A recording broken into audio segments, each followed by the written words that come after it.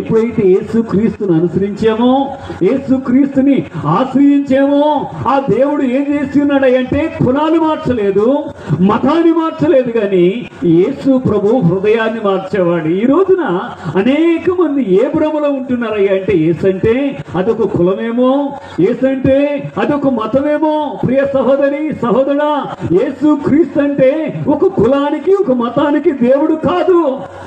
యేసు ఎవరో తెలుసా? నెమ్మది లేని నీ బ్రతుకులో నెమ్మదినిచ్చే దేవుడు. ఎవరివ్వలేని నెమ్మది.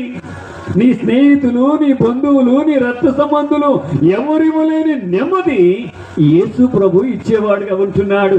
ఈ యేసు ప్రభు అంటున్నాడు, దేవుడిని నువ్వు ఆశ్రయిస్తే, దేవుడి దగ్గరికి నువ్వు వస్తే, ఇక్కడ మాట్లాడుతున్న మాట అంటున్నాడు కదా, అయ్యా దేవుణ్ణి మనం ఆశ్రయించాం కాబట్టి ఆ దేవుడు మనకేమిచ్చాడయ్యా అంటే నెమ్మదినిచ్చాడు. నిజమే, నా చిన్నతనంలో కూడా నా 12 సంవత్సరాల వయసులో హృదయంలో నెమ్మది లేక సతమతమవుతూ భయంకరమైన గంజాయికి బానిసనై బ్రతుకుతున్న నా జీవితంలో ఎందుకు బ్రతకనుకున్న సమయంలో ఎప్పుడైతే దేవుణ్ణి ఆశ్రయించానో ఆ దేవుడు నా హృదయంలో నెమ్మదినిచ్చాడు. ఆ దేవుడు నీతోనే మాట్లాడుతున్నాడు.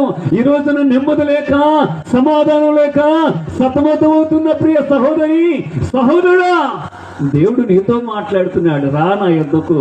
ఎందుకు యేసు ప్రభు దగ్గరికి రావాలి?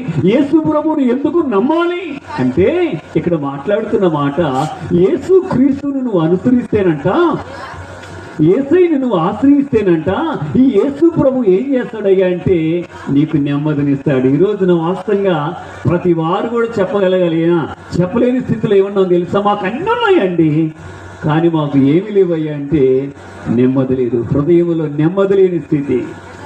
ఈ నెమ్మదిని ఎవరు ఇవ్వగలరు? నీ హృదయంలో నెమ్మదిని తీసుకురాగలిగింది ఎవరు? నీ కుటుంబంలో నెమ్మదిని తీసుకురాగలిగింది ఎవరు? యేసుక్రీస్తు మాత్రమే.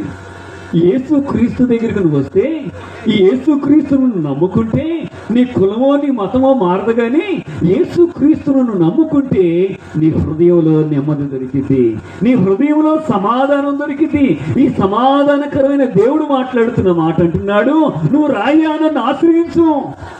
దేవుణ్ణి ఆశ్రయించడం ద్వారా, దేవుని దగ్గరికి రావటం ద్వారా నీ బ్రతుకు ఎట్లా మారిందయ్యా అంటే ఇక్కడ అంటున్నాడు ప్రవక్త, దేవుణ్ణి ఆశ్రయిస్తేనంట